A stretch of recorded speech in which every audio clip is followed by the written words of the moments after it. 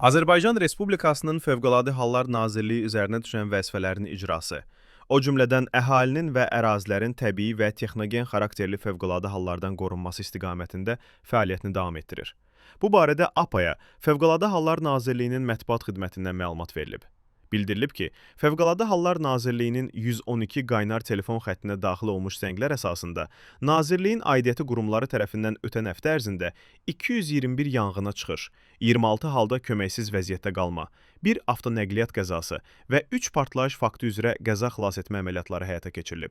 Görülmüş təcili və təxirəsalınmaz tədbirlər nəticəsində yanğınların operativ söndürülməsi, insanların həyatının xilas olunması təmin edilib.